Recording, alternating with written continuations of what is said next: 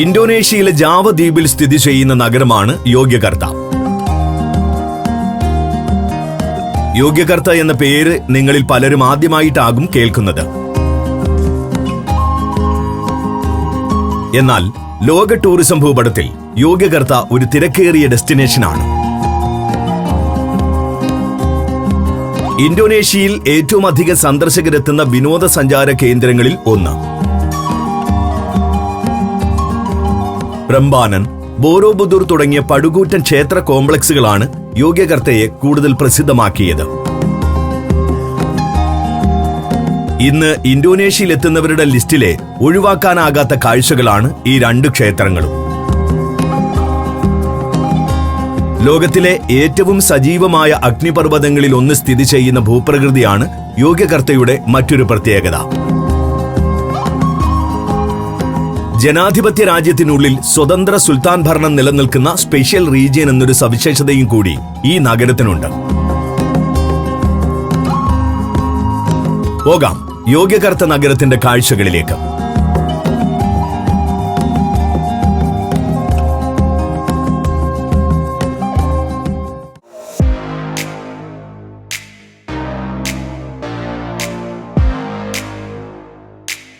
ഈ സിറ്റി ടൂറിൽ നാം എത്തുന്നത് യോഗ്യകർത്ത നഗരത്തിലെ പ്രധാനപ്പെട്ട 10 ഡെസ്റ്റിനേഷനുകളിലേക്കാണ്.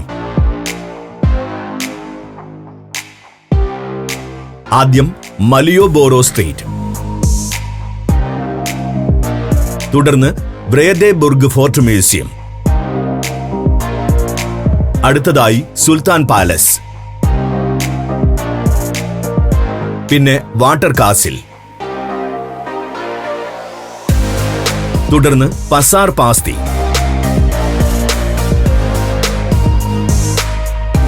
അവിടെ നിന്നും പ്രംബാനൻ ടെമ്പിൾ കോംപ്ലക്സ്,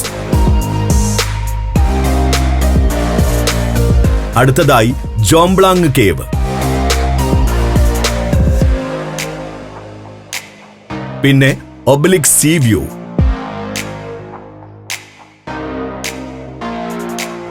തുടർന്ന് ബോറോബുദൂർ ടെമ്പിൾ, അവസാനമായി മൗണ്ട് മെറാപ്പി.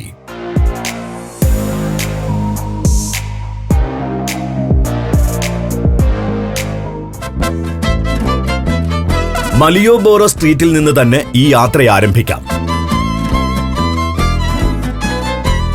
യോഗ്യകർത്തയിലെ വിനോദസഞ്ചാരത്തിന്റെ കേന്ദ്രമാണിവിടം. നഗരത്തിലെ പ്രധാനപ്പെട്ട ഹോട്ടലുകളെല്ലാം ഈ പാതയുടെ വശങ്ങളിലാണ് പ്രവർത്തിക്കുന്നത്. അതുകൊണ്ട് തന്നെ ടൂറിസ്റ്റുകൾ ആദ്യം നഗരം കാണാൻ ഇറങ്ങുന്നതും മലിയോബോറോ സ്ട്രീറ്റിലേക്കാണ്. യോഗ്യകർത്തയിലെ പ്രധാനപ്പെട്ട ഷോപ്പിംഗ് സെന്ററായ മലിയോബോറോയിൽ സ്വദേശികളും വിദേശികളും ഒരുപോലെ ഷോപ്പിംഗിനായി എത്തുന്നുണ്ട്. നൈറ്റ് ലൈഫ് സജീവമായതിനാൽ ടൂറിസ്റ്റുകളുടെ ഒഴുക്ക് സായാഹ്നത്തോടെയാണ് ആരംഭിക്കുക. പകൽ മലിയോബോറോയിലൂടെ നടന്നാൽ പ്രാദേശിക ജീവിതത്തിന്റെ തനിമയാർന്ന കാഴ്ചകൾ കാണാനാകും. എന്നാൽ രാത്രിയാകുന്നതോടെ സ്ട്രീറ്റ് ആഘോഷത്തിന്റെ മൂഡിലേക്ക് മാറും. ആഘോഷത്തിൽ മുങ്ങുന്ന മലിയോബോറോ സ്ട്രീറ്റിലൂടെയും ഇടത്തെരുവുകളിലൂടെയും കാഴ്ചകൾ കണ്ട് നടക്കുകയെന്നത് രസകരമായ ഒരനുഭവമാണ്. തുണിത്തരങ്ങൾ, സുവനീറുകൾ, കരകൗശല വസ്തുക്കൾ എന്നിവയാണ് സ്ട്രീറ്റിലെ കടകളിൽ പ്രധാനമായും വിൽക്കുന്നത്. ജാവനീസ് സംസ്കാരത്തിന്റെ ഭാഗമായ സുവനീറുകളുടെയും കരകൗശല വസ്തുക്കളുടെയും വലിയൊരു ശേഖരം തന്നെ ഈ കടകളിലുണ്ട്. രുചികരമായ ജാവനീസ് വിഭവങ്ങൾ വിളമ്പുന്ന റെസ്റ്റോറന്റുകളാണ് സ്ട്രീറ്റിലെ മറ്റൊരാകർഷണം.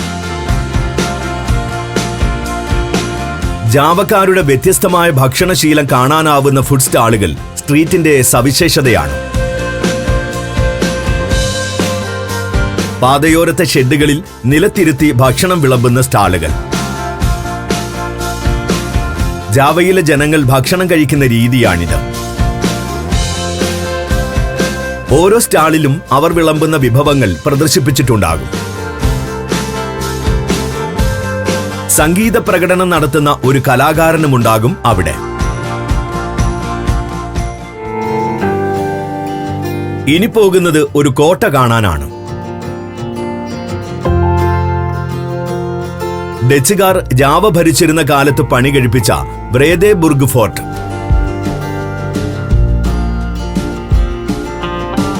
വ്രേദേബുർഗ് എന്ന ഡച്ച് വാക്കിന്റെ അർത്ഥം സമാധാനത്തിന്റെ കോട്ട എന്നാണ്. പക്ഷേ പേരുമായി ഒരു ബന്ധവുമില്ലാത്ത ക്രൂരമായ അടിച്ചമർത്തൽ ഭരണമാണ് ഇവിടെ ഡച്ചുകാരുടെ നേതൃത്വത്തിൽ നടന്നിരുന്നത്.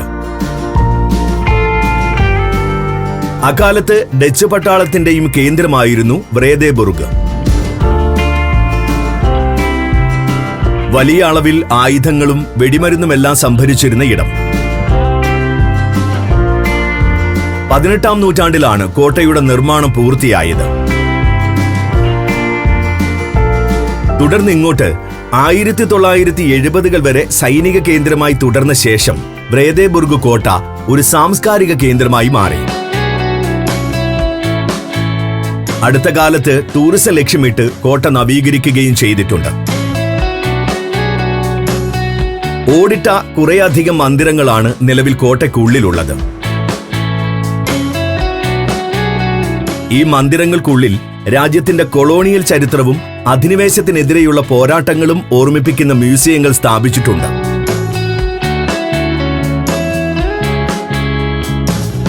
രാജ്യത്തിന്റെ വളർച്ചയിൽ നിർണായക സ്വാധീനം ചെലുത്തിയ പ്രമുഖ വ്യക്തികളെ പറ്റിയുള്ളതാണ് മറ്റൊരു മ്യൂസിയം.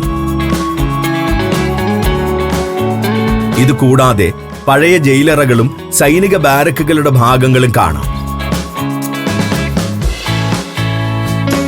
നവീകരണത്തിന് ശേഷം കോട്ടയിൽ ഒരു കൺവെൻഷൻ സെന്ററും സജ്ജീകരിച്ചിട്ടുണ്ട്. പല വിഷയങ്ങളിലുള്ള പ്രദർശനങ്ങൾ പതിവായി കോട്ടയിൽ സംഘടിപ്പിച്ചു വരുന്നു. ടൂറിസ്റ്റുകൾക്കായി ഒരുക്കിയിട്ടുള്ള നാടൻ കലാപരിപാടികളാണ് മറ്റൊന്ന്. തനത് ജാവനീസ് ശൈലിയിലുള്ള സംഗീത നൃത്ത പ്രകടനങ്ങൾ ഇവിടെ എത്തുന്ന ടൂറിസ്റ്റുകൾക്ക് ഒരു വ്യത്യസ്തമായ അനുഭവം തന്നെയാണ്.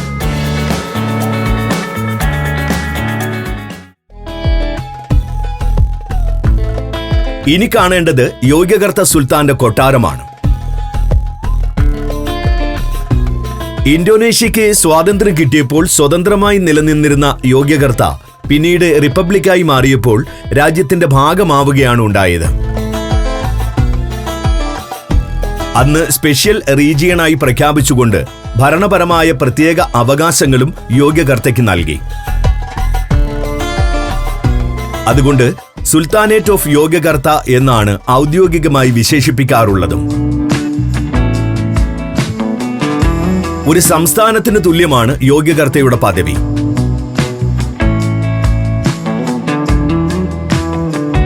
സുൽത്താന്റെ കൊട്ടാരം നഗരമധ്യത്തിൽ വലിയൊരു പ്രദേശമാകെ നിറഞ്ഞു നിൽക്കുകയാണ്.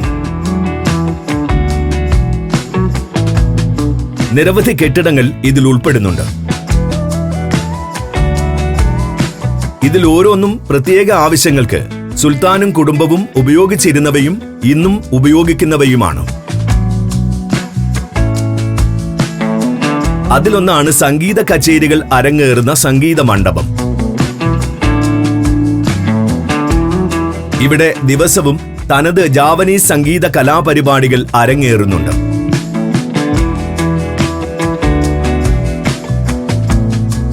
ഇതിനായി ഉപയോഗിക്കുന്ന ജാവനീസ് വാദ്യോപകരണങ്ങളും ഹാളിൽ കാണാം.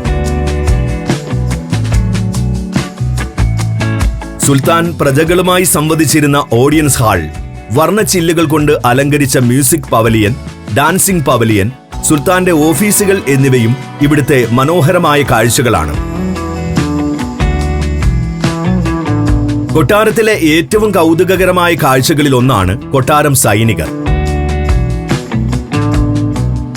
പ്രത്യേക യൂണിഫോമിൽ ജോലി ചെയ്യുന്ന ഇവരെല്ലാം തന്നെ വൃദ്ധരാണെന്നതാണ് രസകരമായ വസ്തുത. നിരവധി മ്യൂസിയങ്ങളും കൊട്ടാരത്തിന്റെ ഭാഗമായുണ്ട്.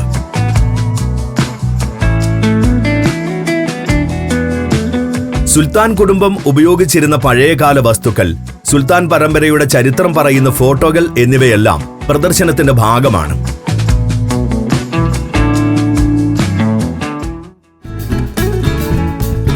ഇനി നമുക്ക് വാട്ടർ കാസിലിലേക്ക് പോകാം. യോഗ്യകർത്ത നഗരം സുൽത്താൻമാരുടെ നിയന്ത്രണത്തിലായിരുന്ന കാലത്ത് നിർമ്മിച്ച വിവിധോദ്ദേശ കെട്ടിട സമുച്ചയം. സുൽത്താനും കുടുംബവും പലവിധ ആക്ടിവിറ്റികൾക്കായി വാട്ടർ കാസിൽ ഉപയോഗിച്ചിരുന്നു. ഒഴിവു സമയം ചിലവിടൽ, ശത്രുനീക്കമുണ്ടായാൽ ഒളിവിൽ പാർക്കൽ, സൈനിക ആവശ്യങ്ങൾ, സ്നാനഗൃഹം എന്നിങ്ങനെ പലതും. അതുകൊണ്ട് തന്നെ യോഗ്യകർത്തയുടെ ചരിത്രവുമായും വാട്ടർ കാസിലിന് അടുത്ത ബന്ധമുണ്ട്. ടണലുകളാണ് വാട്ടർ കാസിലിലെ ഒരു സുപ്രധാന ഭാഗം. പല ദിശകളിലേക്ക് നീളുന്ന തുരങ്കങ്ങളുടെ ഒരു ശൃംഖല തന്നെ കോംപ്ലക്സിലുണ്ട്. ഇതിലൂടെ നടക്കാനും കാഴ്ചകൾ കാണാനും കഴിയും. 4 ദിക്കുകളിൽ നിന്നുമുള്ള തുരങ്കങ്ങൾ വന്നു ചേരുന്നത് ഏതാണ്ട് മധ്യത്തിലുള്ള ഒരു കിണറിനടുത്താണ്.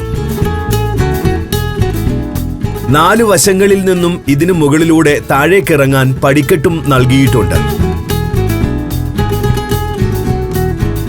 പണ്ട് രാജ്ഞിമാർ കുളിച്ചിരുന്ന പൂളുകളും വാട്ടർ കാസിലിനുള്ളിൽ സംരക്ഷിച്ചിട്ടുണ്ട്.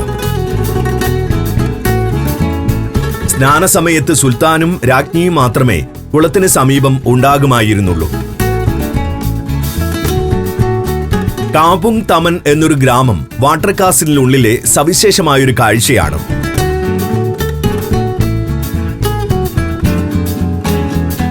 സുൽത്താൻ ഭരണം ക്ഷയിച്ചു തുടങ്ങിയപ്പോൾ പുറമേ നിന്ന് കുടിയേറി പാർത്ത തദ്ദേശീയരാണ് ഈ ഗ്രാമത്തിലുള്ളത്. ബാത്തിക് കലയിലുള്ള വൈദഗ്ധ്യം ഈ ഗ്രാമീണരുടെ ഒരു സവിശേഷതയാണ്.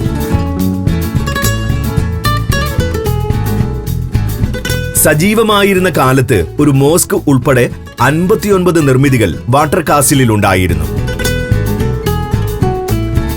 ഇന്ന് അതിൽ പലതിലും ആളുകൾ താമസിക്കുകയോ കച്ചവട സ്ഥാപനങ്ങൾ നടത്തുകയോ ചെയ്യുകയാണ്.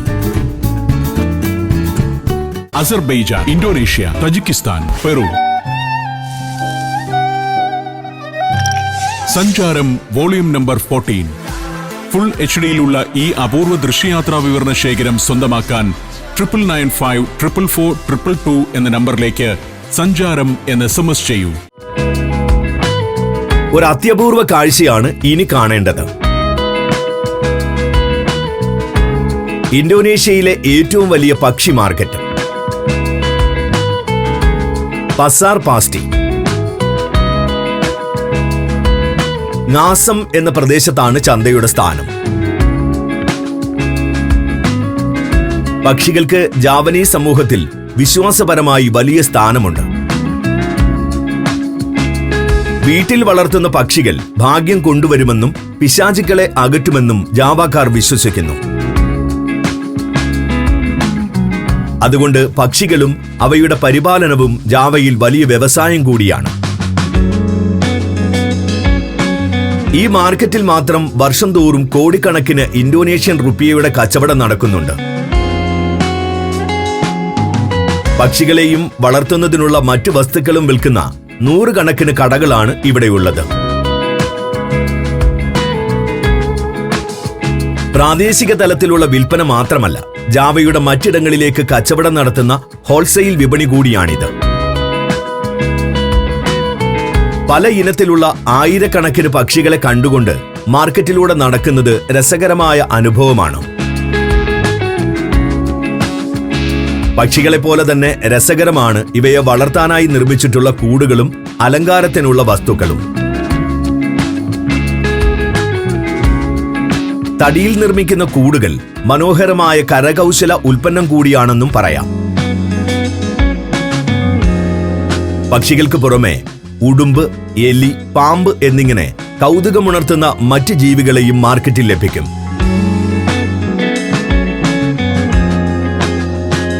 അലങ്കാര സസ്യങ്ങൾ വിൽക്കുന്ന വിഭാഗവും ചന്തയുടെ ഭാഗമാണ്.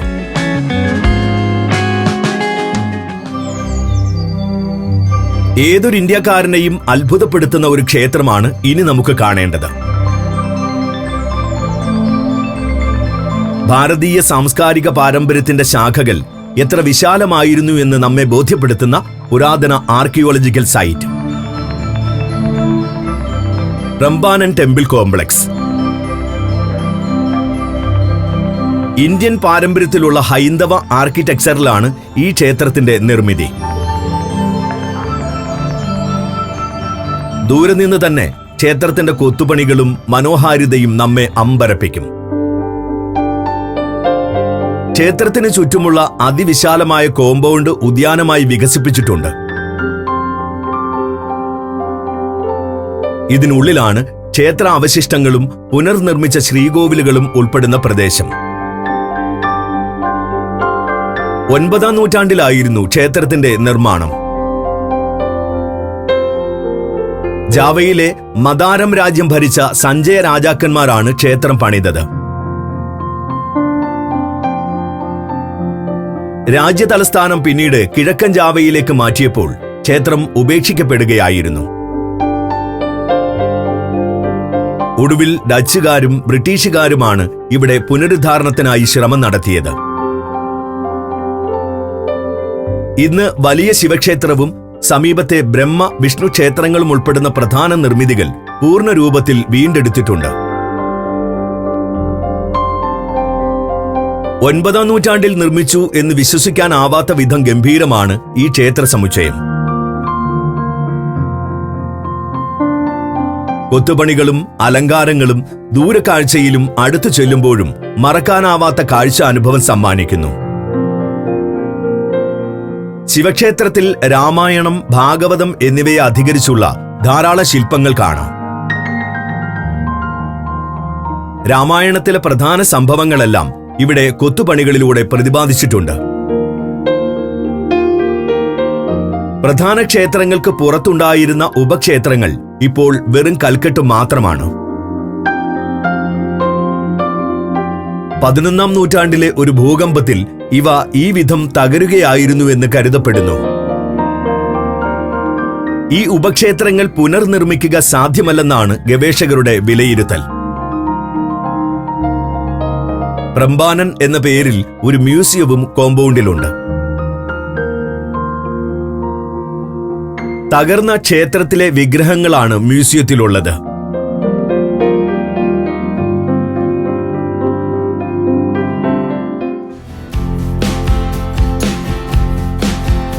ഇനി കാണേണ്ടത് ഒരു അസാധാരണമായ പ്രകൃതി പ്രതിഭാസമാണ്. ജോംബ്ലാങ് കേവ്. ഭൗമ ഉപരിതലത്തിൽ ഉടലെടുത്തിട്ടുള്ള വലിയൊരു സിങ്ക് ഹോൾ. ഉപരിതലം ഇടിഞ്ഞു താഴ്ന്ന് രൂപം കൊള്ളുന്ന ഗുഹകളെയാണ് സിങ്ക് ഹോൾ എന്ന് വിശേഷിപ്പിക്കുന്നത്. ഇന്നിവിടം യോഗ്യകർത്തയിലെ ഏറ്റവും രസകരമായ അഡ്വഞ്ചർ ഡെസ്റ്റിനേഷൻ കൂടിയാണ്. ഗുഹയിൽ 60 മീറ്ററോളം താഴ്ചയിലേക്ക് കയറിൽ വേണം ഇറങ്ങാൻ. ഇതിനായി യന്ത്രങ്ങൾ ഉപയോഗിക്കുന്നില്ല. പകരം തദ്ദേശീയരായ ആളുകളുടെ പ്രയത്നത്താലാണ് ഇറക്കുന്നതും കയറ്റുന്നതും. ഗുഹയ്ക്കുള്ളിൽ ജലാംശം കൂടിയ അന്തരീക്ഷവും മണ്ണുമാണുള്ളത്. അതുകൊണ്ട് തന്നെ ജൈവ വ്യവസ്ഥ ഇവിടെ വ്യത്യസ്തമാണ്. ഇനി ഗുഹയ്ക്കുള്ളിലൂടെയുള്ള ഒരു നടത്തമാണ്. ഇരുട്ടത്ത് ടോർച്ചിന്റെ വെളിച്ചത്തിൽ ചെളി നിറഞ്ഞ പ്രതലത്തിലൂടെ 300 മീറ്ററോളം സഞ്ചരിക്കണം. ഗുഹയ്ക്കുള്ളിലൂടെ നടന്നെത്തുന്നത് വാവട്ടം കുറവുള്ള മറ്റൊരു സിങ്ക് ഹോളിന് സമീപത്തേക്കാണ്. ഹെവൻ ഓഫ് ലൈറ്റ് എന്നറിയപ്പെടുന്ന ഇവിടമാണ് ഗുഹയിലെ ഏറ്റവും ആകർഷകമായ കാഴ്ച. ഉപരിതലത്തിലെ ദ്വാരത്തിലൂടെ സൂര്യപ്രകാശം താഴേക്ക് പതിക്കുന്നത് അതിഗംഭീരമായ കാഴ്ച അനുഭവം തന്നെയാകുന്നു. ഉച്ചവരെയാണ് ഈ ദൃശ്യം പൂർണ്ണ രൂപത്തിൽ പ്രകടമാവുക. അതുകൊണ്ട് തന്നെ ഉച്ചയ്ക്ക് മുമ്പായി ഗുഹയിൽ എത്തേണ്ടതുണ്ട്.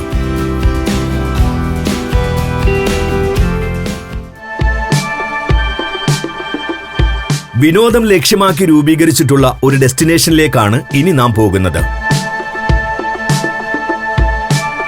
Obelix see view. കടൽ തീരത്തിന് അഭിമുഖമായുള്ള കുന്നിന്റെ ചരിവിനോട് ചേർന്ന് ഈ ടൂറിസ്റ്റ് ഏരിയ സജ്ജീകരിച്ചിരിക്കുന്നു. നേരെ മുമ്പിൽ താഴ്വരയും അതിനപ്പുറം ഇന്ത്യൻ മഹാസമുദ്രവുമാണ്. കടൽ തീരത്തിന്റെ അതിമനോഹര ദൃശ്യങ്ങളാണ് ഈ ഡെസ്റ്റിനേഷന്റെ മുഖ്യ ആകർഷണം. കാഴ്ചകൾ ആസ്വദിക്കുന്നതിനൊപ്പം പലതരം ആക്ടിവിറ്റികളും ഒബെലിക്സ് സീ വ്യൂവിൽ സജ്ജീകരിച്ചിട്ടുണ്ട്. സുഹൃത്തുക്കൾക്കും ബന്ധുക്കൾക്കുമൊപ്പം കുശലം പറഞ്ഞിരുന്ന് സമയം ചിലവഴിക്കാനുള്ള സൗകര്യങ്ങളാണ് അതിലൊന്ന്. കൂടെ രുചികരമായ ഭക്ഷണം വിളമ്പുന്ന റെസ്റ്റോറന്റുകളുമുണ്ട്. ജാപ്പനീസ് വിഭവങ്ങൾക്കാണ് പ്രഥമ പരിഗണനയെങ്കിലും എല്ലാവിധ ഭക്ഷണങ്ങളും ഇവിടെ ലഭ്യമാണ്. യോഗ്യകർത്തയിൽ ഏറ്റവും ഭംഗിയായി സൂര്യാസ്തമയം കാണാൻ കഴിയുന്ന സ്ഥാനവുമാണ് ഒബെലിക്സ് സീ വ്യൂ. അതുകൊണ്ട് തന്നെ വൈകുന്നേരങ്ങളിൽ ഇവിടം സന്ദർശിക്കുന്നതാണ് ഉത്തമം. ഒരു ഇൻഫിനിറ്റി പൂളും സെന്ററിൽ തയ്യാറാക്കിയിട്ടുണ്ട്. രസകരമായ കലാപരിപാടികളാണ് ഒബെലിക്സ് സീ വ്യൂവിലെ മറ്റൊരു വിനോദം. ഈ പ്രകടനങ്ങൾ ആകെയുള്ള ആസ്വാദനം ഒന്നുകൂടി കൊഴുപ്പിക്കുകയും ചെയ്യും.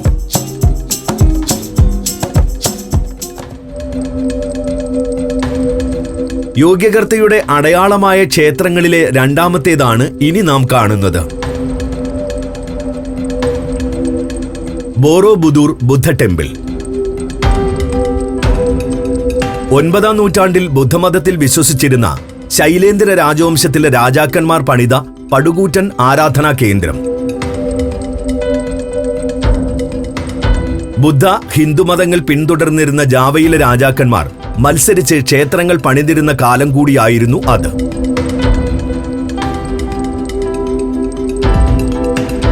പ്രംബാനൻ ശിവക്ഷേത്രവും ഇത്തരത്തിലുള്ള മത്സരത്തിന്റെ ഭാഗമായി നിർമ്മിച്ചതാണ്. 9-ാം നൂറ്റാണ്ടിൽ ഇവിടെ ഒരു ബുദ്ധമത കേന്ദ്രം നിലനിന്നിരുന്നു. അതുകൊണ്ടാണ് ശൈലേന്ദ്ര രാജാക്കന്മാർ ഇവിടം ക്ഷേത്രത്തിനായി തെരഞ്ഞെടുത്തത്. ദൂരെ നിന്ന് നോക്കുമ്പോൾ തന്നെ ക്ഷേത്രത്തിന്റെ അസാധാരണമായ വലിപ്പം മനസ്സിലാകും. ഒരു കുന്നിൻ മുകളിൽ ക്ഷേത്രം നിറഞ്ഞു നിൽക്കുകയാണ്. ഈ കുന്നുപോലും മനുഷ്യനിർമ്മിതമാണെന്നതാണ് അത്ഭുതപ്പെടുത്തുന്ന വസ്തുത.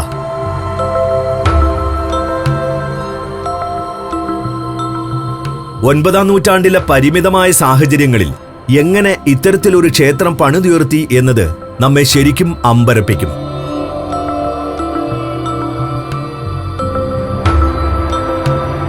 കാലക്രമത്തിൽ അവഗണിക്കപ്പെട്ട് തകർന്നുപോയ ക്ഷേത്രം 20-ാം നൂറ്റാണ്ടിൽ ഏതാണ്ട് പൂർണ്ണമായും പുനർനിർമ്മിച്ചതാണെന്നറിയുമ്പോൾ അത്ഭുതം പിന്നെയും ഇരട്ടിക്കും. അത്രയേറെ ഗവേഷണങ്ങളും കണക്കുകൂട്ടലുകളും നടത്തിയാണ് നിർമ്മിതി ഈ രൂപത്തിലാക്കിയത്. പല തട്ടുകളായി തിരിച്ച് നിർമ്മിച്ചിട്ടുള്ള ക്ഷേത്രത്തിൽ ഓരോ തട്ടിലൂടെയും നടന്ന് മനോഹരമായ കൊത്തുപണികളും ബുദ്ധശില്പങ്ങളും കാണാനാകും.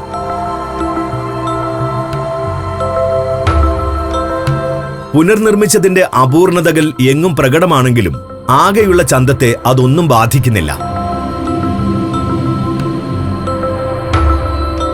ക്ഷേത്രത്തിന്റെ ഏറ്റവും മുകളിലുള്ളത് ഒരു വലിയ സ്തൂപമാണ്.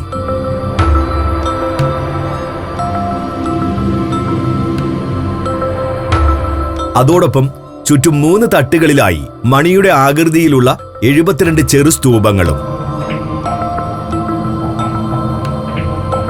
ഇവയ്ക്കുള്ളിലെല്ലാം ഒരു കാലത്ത് ബുദ്ധപ്രതിമകളും ഉണ്ടായിരുന്നു. ഇന്ന് സ്തൂപങ്ങളെല്ലാം പ്രതിമകൾ നഷ്ടമായ നിലയിലാണുള്ളത്.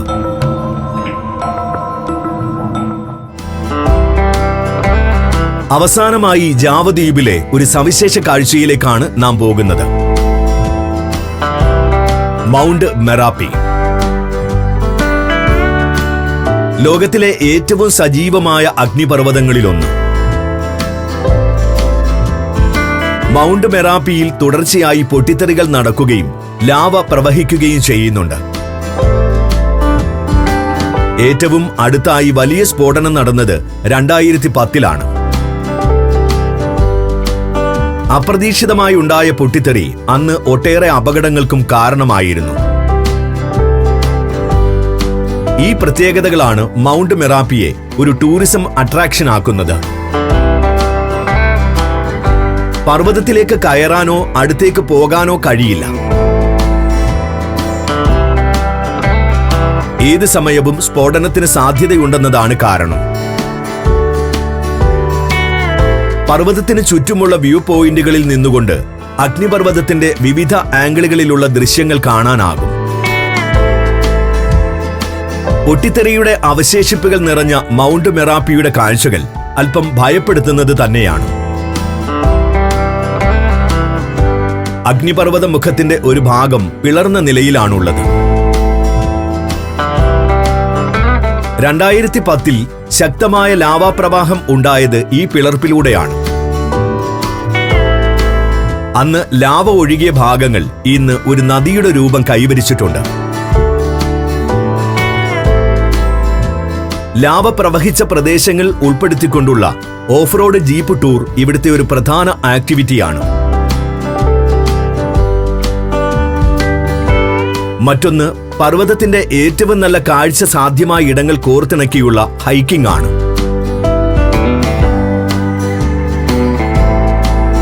സ്ഫോടനം നടന്നപ്പോൾ പകർത്തിയ ഫോട്ടോഗ്രാഫുകളും നശിച്ചുപോയ വസ്തുക്കളുടെ അവശേഷിപ്പുകളും ഉൾപ്പെടുത്തി പ്രദർശനങ്ങളും പലയിടങ്ങളിലായി സജ്ജീകരിച്ചിട്ടുണ്ട്.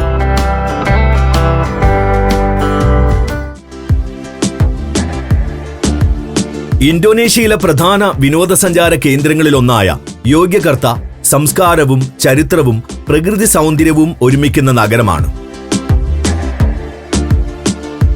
ലോകപ്രശസ്തമായ ബോറോബുദൂർ, പ്രംബാനൻ ക്ഷേത്രങ്ങൾ പോലെയുള്ള പൈതൃക സ്മാരകങ്ങൾ നഗരത്തിന്റെ ആകർഷണമാണ്.